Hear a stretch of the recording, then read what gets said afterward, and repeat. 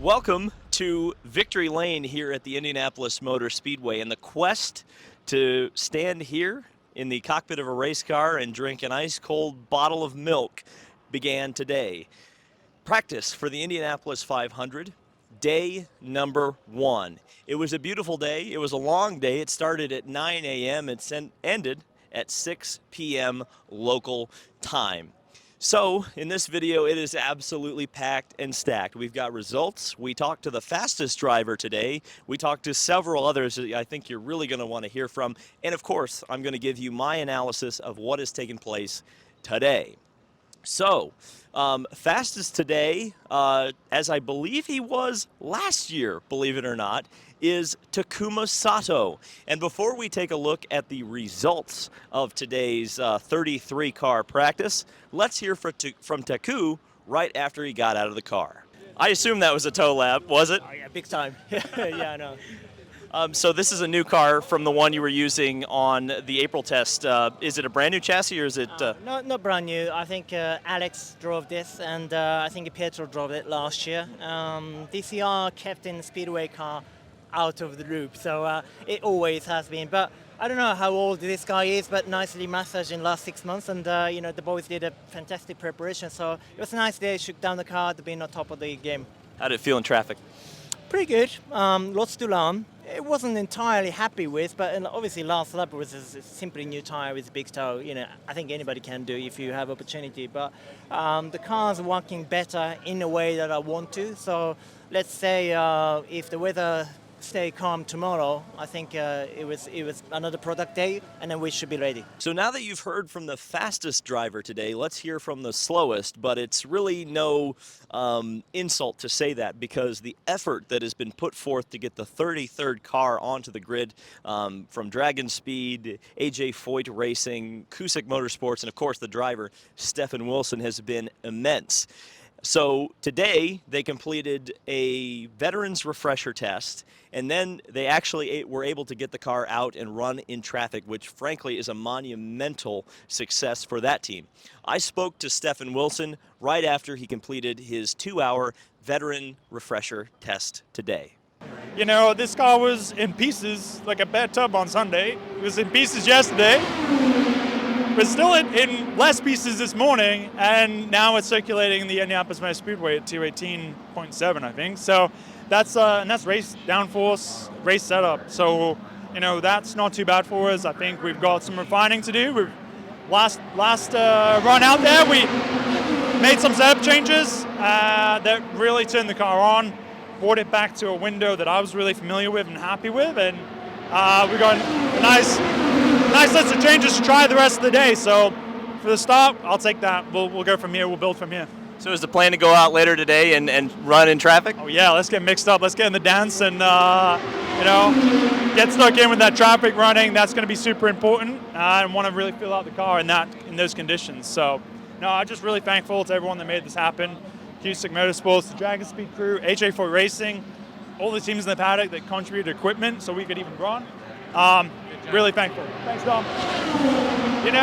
Really thankful to the partners, Sierra Pacific, Lower Sport, Gnarly Jerky. Everyone's been buying Gnarly Jerky, and I love that. Thank you to all the fan support. I mean, it's been overwhelming, man. It's good to get those first laps under the belt for the month, and just really excited to get to work and really dig in with this. So let's look at the full 33-car field for the Indianapolis 500 and how they stacked up today. Now, it's important to note that these are times including ones with a tow, aka a draft, aka aerodynamic help to pull the car along these 5/8 of a mile front and back straightaways, of course equaling more speed. Now, we're not going to focus too heavily on no-tow speeds, particularly when they're running the race boost, because when you're running the race qualifying turbocharger boost, you're thinking, okay, I'm running in traffic. Well, how fast can you run in traffic? But just for posterity's sake, thinking about the pole position, and in particular the fact that there won't be more than 33 cars this year, the top three, were they to qualify today, and were the no-tow times actually legitimate, were Renus VK for Ed Carpenter Racing at 229.5. Ed Carpenter, again for Ed Carpenter Racing, believe it or not, at 220.8. And Jimmie Johnson at just over 220 miles an hour at 220.7. So let's take a look at the top speeds from today from each of the 33 cars. We're going to start out, of course, you heard from him already, Takuma Sato at 228.9 miles an hour. And as you heard from him, that was a big toe lap. Scott Dixon in second. The first car in the 227 mile per hour bracket, he set that very, very early on. And one of the things I'm going to touch on later in this video is that the Ganassi cars are very strong. Case in point, Jimmie Johnson. Fast in the no-toe, actually third fastest in no-toe, third fastest in the toe times at 227.7, just like Scott Dixon. Marcus Ericsson, you're noticing a trend here, it's Ganassi, 227.0. Rinus VeeKay was fast again in the no-toe times and fast in the toe times at 226.9. Alex Palou, again, Ganassi, 226. David Malukas, who was surprising, I would say, as a rookie, the second fastest rookie. Of course, he's a true rookie. Jimmie Johnson, very, very experienced. But Dale Coyne really showing a lot of speed. I mentioned it in my garage video that the Dale Coyne team is using oval-specific cars. They were not using those in April, despite the fact that they showed some serious speed. Sage Karam set his fastest time of practice in the first practice session before the Stefan Wilson session. That was at 226 miles an hour. The first of the Penske cars, Joseph Newgarden in ninth. Tony Kanaan rounding out the top 10 for the number 1 Chip Ganassi racing car. That is the slowest Ganassi car in the field. 5 Ganassi cars in the top 10 on speed. Marco Andretti in the number 98 car. The great debate of whether that car is blue or purple rages on. Devlin DeFrancesco is actually the fastest, or the second fastest Andretti Autosport car. I almost forgot that Marco Andretti drives for Andretti Autosport. That's the kind of day I'm having. Simon Pagenaud, he was my early pick for the Indianapolis 500. I think he's still going to be quite strong. And then you see AJ Foyt racing, Dalton Kellett and J.R. Hildebrand. You'll hear from both of them later on today. Felix Rosenqvist looked great in traffic. Connor Daly, ditto. Will Power, again, you know, a driver who's won this race before. What else do you have to say? Santino Ferrucci was really pounding the pavement in FP1. Looked like he fell off a little bit in FP2, but again, it could be just a matter of working on a different goals. Graham Rahal, he's always fast, but usually only in the race. Helio Castroneves returning to not only the Indianapolis Motor Speedway to defend, but his car's trying to defend as well. He's in the same car that he won the race in last year. Callum Ilott has looked very impressive, and I'm looking at him as potentially even a dark horse to win the race, believe it or not. A lot of people saying Pato O'Ward is one of the strongest cars in traffic, so look for him. Jack Harvey in 25th, Kyle Kirkwood in 26th. Christian Lundgaard in his debut at the Indianapolis 500. A lot of rookies this year. Colton Herta, Alexander Rossi down there at the back for Andretti Autosport. If this was a bumping year, I would say, maybe there's a problem, but probably not. Ed Carpenter was fast on the no-toes, but in the toes, he's 30th. Juan Pablo Montoya, ditto. Remember, those two were at the back in the April test. I wouldn't worry about them too much. Romain Grosjean in 32nd place. That's a little bit surprising. And bringing up the rear is Stefan Wilson. But again, considering how much track time the other teams and drivers have had in this, you have to give them a lot of credit for being only 0.7 of a mile an hour off of 32nd place. I talked to a metric butt ton of drivers, so let's just play some interviews, enjoy them, learn something, because I certainly did. Here you go. Yeah, absolutely. Definitely the boys from MSR did an amazing job building up this car back again. We want to check all the bits that were new, and they were perfect. So far, so good. This is the same car you won the 500 in, and it got repaired. That's correct. We just had a little blip on the radar a month ago, but it seemed to be right on track. The guys did an amazing job again, and now we're going to start the process in the afternoon, continue improving, and doing the tests that we want to do it like a month ago, 4 weeks ago, and continue moving to the way that we feel that's going to be the best way. And is there a sense of urgency, not only missing that day in April, but also potentially having weather tomorrow to get things done? Well, you want to be efficient, obviously. It's not an urgency, but it's an efficient way. We know what we got, but we want to also test items that over the year that we believe could improve as well, and that's what we're going to try. I'll ask you a couple things about kind of comfort level. Number one, let's go back to the GP. Aero screen, did you experience some of the things that the other drivers experienced with visibility problems? Yeah, that was very difficult for me. It was amazing. We went from no question, top 6, top 8 to 14th place because I just didn't want to take a chance and damage anything. It was a very disturbing, but understanding this is the first race that we had a situation like that. Now, hopefully, we're going to continue improving that. And I'll ask about the warm-up lane. I know you obviously had a problem with it. How was it this morning? I honestly, not even this time. I mean, first gear all the way through. Make sure that when it's the right time, we go for it. But right now, I'm not even want to try anything because obviously we have some work to do. Feel great. This is so special and neat to be here. Enjoying it. I know we still have a lot of track time left ahead of us and a lot to work through these next couple of weeks.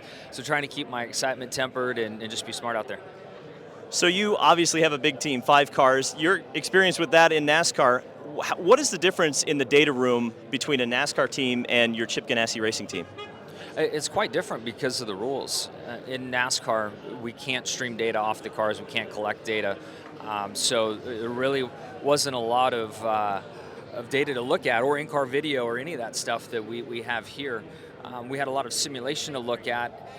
So laptops were open, but it was really a conversation about what the drivers felt and what theories that the engineers and crew chiefs had. Where in this world, there are plenty of theories, but the smart box, the computer, has the truth in it, and you rely on that a lot more than you really do kind of gut feelings and ideas that come up through conversation. Big talk this year with only 33 cars. The question is, how much do you focus on practice for race setup versus qualifying setup? What are kind of your thoughts on that, especially because it seems like we might have a bit of a shortened schedule, especially tomorrow, maybe raining out? Well, it could be crazy, but in my experience, a fast car is a fast car. And if you find something in Q trim, generally speaking, you can apply that to race trim. I'm sure there's some things you can't, but when you're looking for a feel and a balance and you get on the pointy end of the field, you're looking for small little details. And I do think directionally we will all stay very focused on trying to be in that top 12 to go again on Sunday. So what are you working on this week? What are you still not feeling quite there, maybe up with your teammates about here at the Speedway, and how can you kind of overcome those challenges? This first session was really just to shake the car down and make sure that it settled into its home. With the suspension, it's a brand new race car. The guys have been working the last 2 or 3 days to build me a brand new race car, and it's literally its first lap. So this first session really was just a shakedown. And as we move into the afternoon session, we'll get into some chassis changes and really start working on building that car that I'm comfortable to hold it wide open and just let it rip. It's kind of interesting to think about, but looking at the field and looking at how much experience you have in 500-mile races, maybe with a stock car, but in terms of the field, I think you've run more 500-mile races than anybody else. Does that help your mindset when you start thinking about how you're going to strategize this race? Yeah, I felt like Texas was a good example of it, and I maybe recognized it after the race that I was measured in the beginning and made sure that I was still on the racetrack and wasn't on the hook heading to the infield care center, and I knew where the car was. We made good adjustments, and I had a great finish to the race. So I do think that, especially compared to some of the rookies coming in that race in the lower divisions and formula stuff, those races are so short that there should be some carryover for that experience factor I've had on 500-mile races. I'm going to ask you a couple questions that I've asked everybody else. Number one, what was your comfort level with the aero screen in the rain? I know some people had a lot of vision problems. Did you experience that? Vision was terrible, but I have nothing to compare it to. That was my first wet race, so I just thought that's what it was like. And what about the warm-up lane? How was it today versus how it was in April? I know they put in a huge effort, so I'm very appreciative of that, but it's really not an apples-to-apples comparison. It's so much hotter right now. Like we were barely at the minimum tire temp and track temp to drive when those issues took place. But understanding the effort they put in and these warmer temperatures, I think we're in a great spot. Yeah, I mean, this is a weather forecast. We're not meteorologists, but this is our nicest day. So we're just out there running along. We got a lot of stuff we got to run through and test. We're a small team, so our car is going to kind of be our car, but we have a lot of procedural stuff that we really need to get to and just collect data. So that's what we're doing. And you guys aren't acting like a small team, though. The two of you are going out there running together, putting in a lot of laps. Is there a sense of urgency because it's probably going to rain tomorrow to get as much track time as possible now? I feel like the team has a little bit more of a sense of urgency than I do, and I'm just trying to rein that back. They really want to get into the Q car, and I don't. We're making the field. Yep. So I want the race car to be as great as possible. I want my life to be as relaxed and as easy on Sunday as I possibly can make it.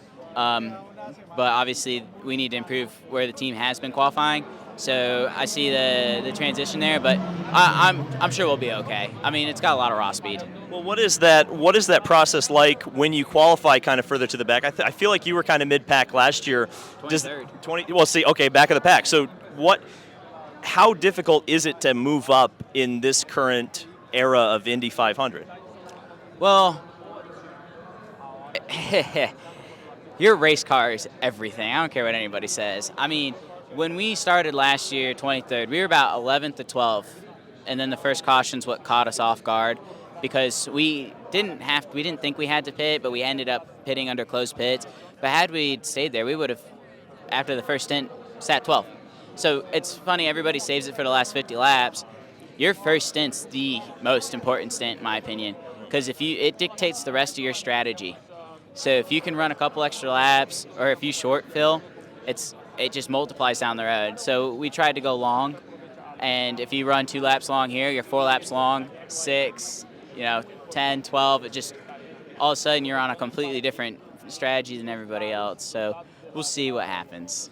You've got the dark tinted shades. You've also got a dark tinted aero screen. I was waiting for someone to bring that up. That's the darkest I've ever seen. Like, number one, is that legal? And number two, how are you handling it? Well, it was my choice. It was the stuff that I helped the team find because it's coming from top secret lab somewhere where we can't say. But I have really sensitive eyes in the sun, and the issue with that is like the sun here is really, really bright, and the way that it hits the car around the flat oval is the reflections aren't really fun to deal with, especially in turn 2. So running a dark visor through a clear visor, it's not always the best. Then you can't really see what's inside the car. So I just, screw it. I'll just tint the one that I don't really want to care about, and which is the windshield. This way I can see inside the car, and I see out the car just fine. Also keeps the cockpit cooler. Oh wow! So you have a clear visor then and a dark aero screen. How does it? So it keeps the sun out and therefore keeps the heat out. That's fascinating to me. I'm nice and cool in the car. It feels great. I feel like I'm chilling with AC on, I'm like in one of my personal cars with the windshield tinted, like just big chilling, man. And plus it looks sick. I mean, who doesn't love a Need for Speed look? It does look pretty badass, I have to say. Last thing, warm-up lane. Any problems this morning? No, I think they did a great job. I think they got right on that. So I felt pretty good about it. Mind you, the test is also like 25 degrees cooler. Right. So, but yeah, dude. You know what? I'm curious to see what happens Sunday. How many people come and copy us and tint their windshields? Yep. Just know I was the first. Yep. And if you really don't believe me, if you go back to last year's race, it was tinted there too. Was it? Oh yeah. Well, there you go. Number 23 in your program. Number 1 to the visor tint. Good baseline. Feel confident.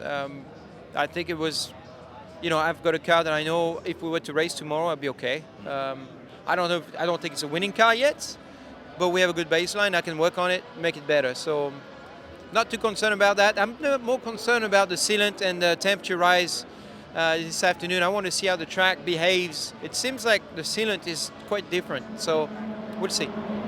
Any urgency with rain coming tomorrow to kind of check more boxes today? Certainly, it's a very good point. If it rains, then it shortens your time, but it's the same for everybody, so it's not too alarming. We just got to sort out a lot of stuff today and make sure that we, shape our week tonight and make sure that we've got all the ingredients going forward. There seems to be a big debate with only 33 cars here. How much do you focus on the qualifying setup? I know you started at the back last year. I'm sure you don't want to do that again, but how much do you want to actually kind of focus in on that, especially since you don't have the race car quite where you want it yet? Well, last year if I started up front, it might have been a different story, and I remember that, I tell you.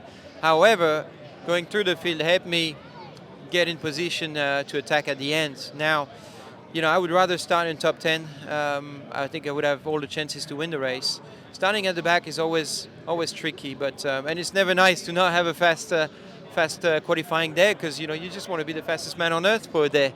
So we'll keep working on it. It's going to be tight. The Chevys have made big improvement. Honda is working super hard right now, so who knows where we're going to be. I would love to be fighting for the Fast 6. You mentioned the sealant. How's the warm-up lane? Is it any different than April? It's been better. It feels like it's got more grip. It didn't feel as slippery, so they've done a good job, and slowly I'm going to start challenging it. Yeah, it was kind of a slow start. We didn't do much exciting stuff. We just kind of baselined the car. We actually had something wrong on the rear of the car, so we had to go back and go back out again in the last couple of minutes. But yeah, it feels good. It feels solid. I think the end of the day will be a bit more traffic running for everyone, and it's going to rain tomorrow probably, so people are going to be in a rush to see how their cars are like in the traffic. Yeah, see, that was the question I had, is there a greater sense of urgency with the fact that probably tomorrow is going to get rained out? I mean, do you have a checklist that you maybe need to speed up? A little bit, yeah. I mean, we're surprisingly calm when it comes to that. We don't have a million things we want to try. I mean, all the time you have here is going to be helpful, just trying different experiments, but I think we're going to be able to check off what we really want to do, and we have also a good base that we can work off and just kind of try to polish. So yeah, we're not panicking, but definitely want to get some good traffic running in today. Tell me about the impact of Juan Pablo Montoya having 3 cars. Is that a massive step for you guys, having that much data? There he is. There he is. Yeah, I think it's a big difference. Even at the GP, when you have one more driver to kind of bounce feedback off, it makes a good difference. And we're all different, and Pato likes something, I like something different, and Juan likes something very different, I say. And it's interesting to listen to him doing experiments on his car, and then you can kind of, at this point we know him pretty well because he was here all last month of May as well. So you kind of know, if he doesn't like something, maybe you can apply that on your own car, and vice versa. So I think it's great, man. I think we're in a good position. I'll ask you 2 questions about comfort level. They're don't necessarily have to do with the speedway, but number 1, aero screen. Did you experience any issues with that in the GP? Yes. I mean, I would lie if I said otherwise. I mean, I couldn't see anything. So yeah. Okay. Second, warm-up lane. Any issues with grip today?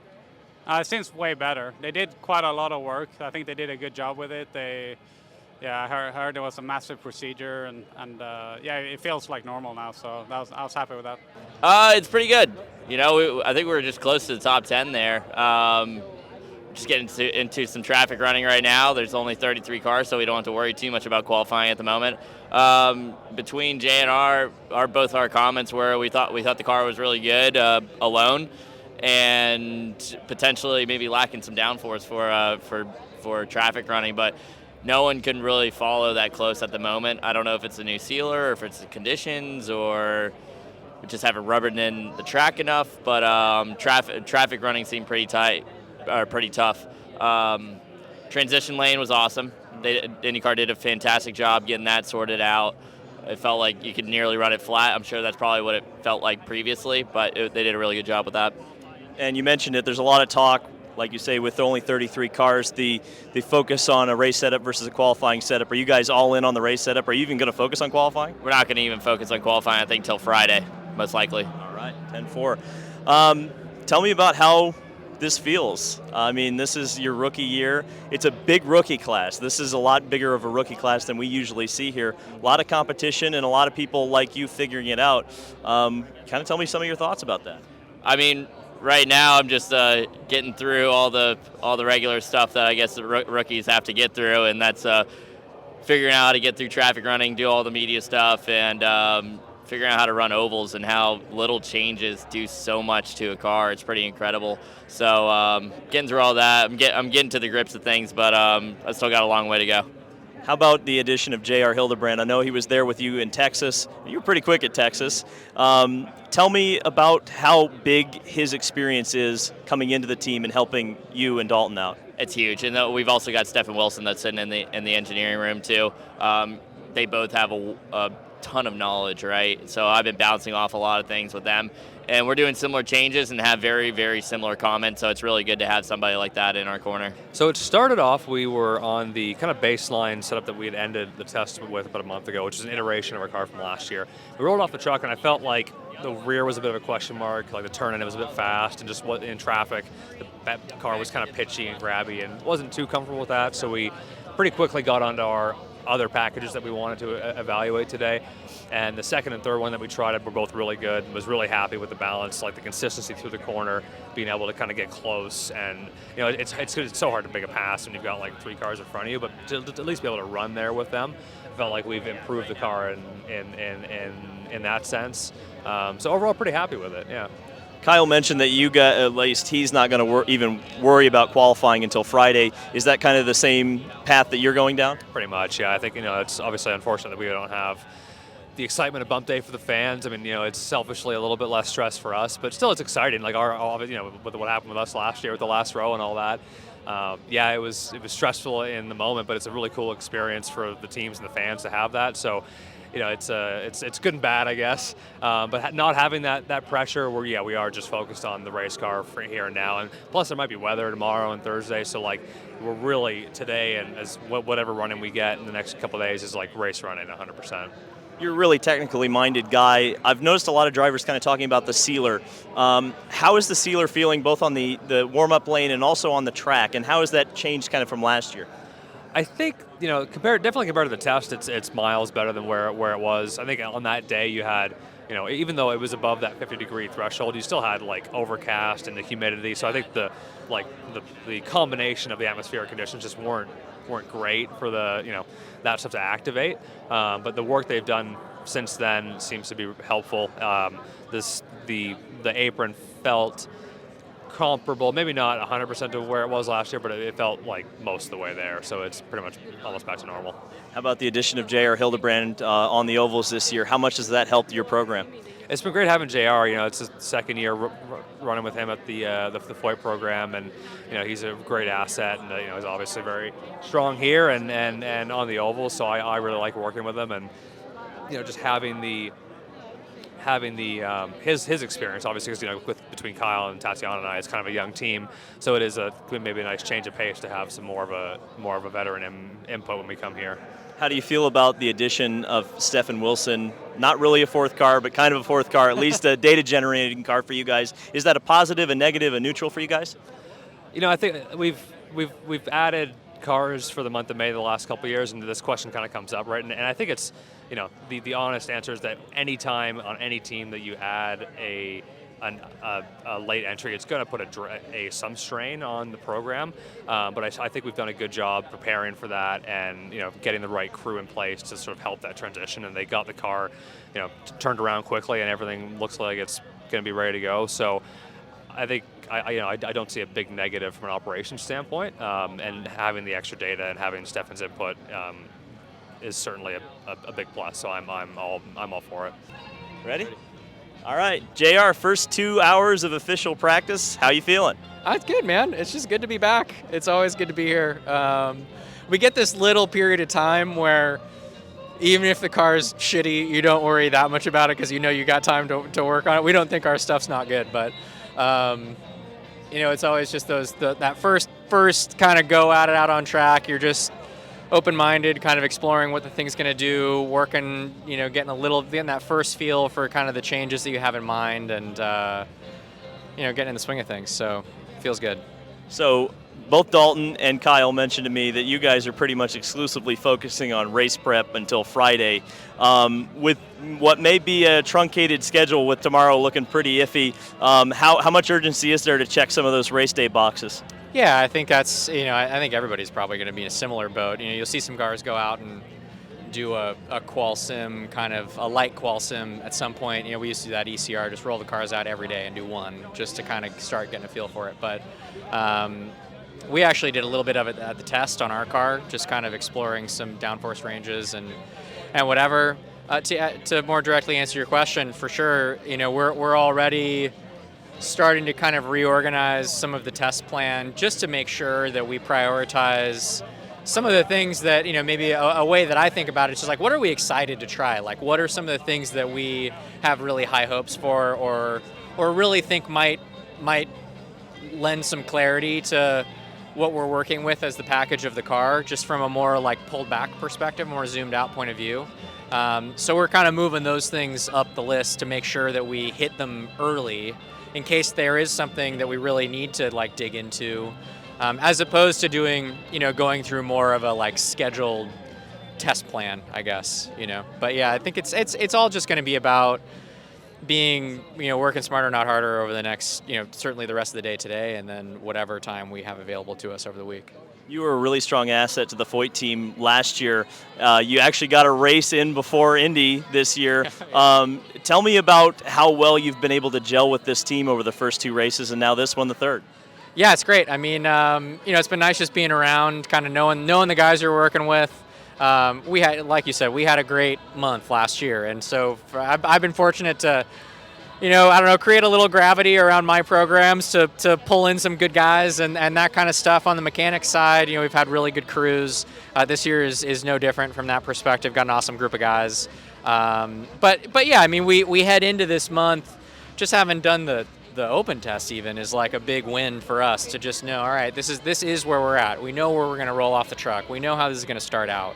And we know pretty clearly, like, from the end of the year last year to coming here, rolling into this, the proper month of May. I think last year I came into this not knowing what to expect, getting in the car, kind of being like, oh man, like I feel like we got some work to do, and that jived with where everybody was at. We kind of like cranked through it. We got it to a good place, but this year just feels like we'll be able to get there a little quicker. Okay, so just a little bit of analysis here at the end of the day. Again, it's day 1, really technically day 3 if you think about the April, and I do count the April days as essentially the month of May. It looks like Ganassi is very, very strong. So strong, in fact, that a lot of people were kind of coming into this thing thinking Chevy was going to have a massive advantage.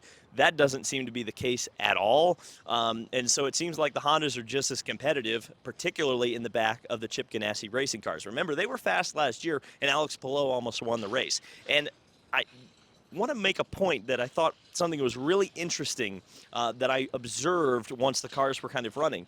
When you get 2 fast cars together, in the case of the Ganassi team I saw get together and do this, it was Alex Palou and Scott Dixon. They got together and they actually pulled away from who was 3rd place in the line.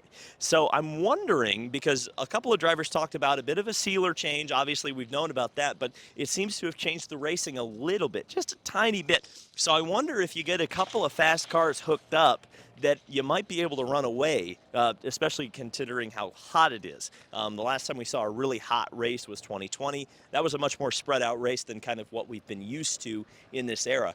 Pato O'Ward, again, is another one. I mentioned it in the kind of wrap up with all the speeds, but he's a name that I keep hearing coming up about a car that's really, really good in traffic. Scott McLaughlin seems to be the strongest Penske car at the moment. That car looked like it had some serious ponies on the straight, speaking about the Chevrolet horsepower.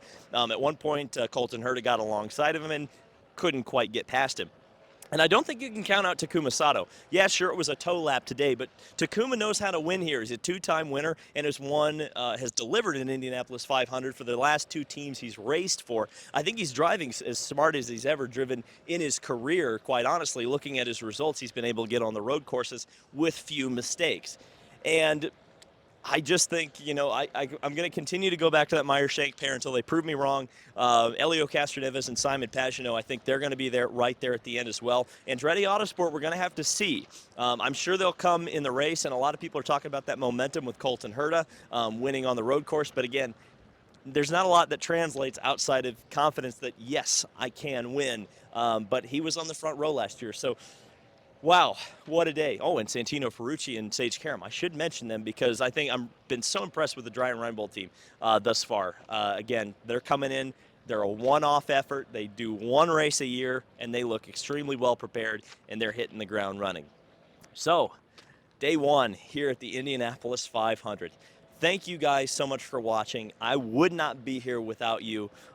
So I hope you guys enjoy the coverage the rest of the month, and I hope you guys will have at least some of the fun that I'm having right now, because I'm having a blast. We'll see you in the next video.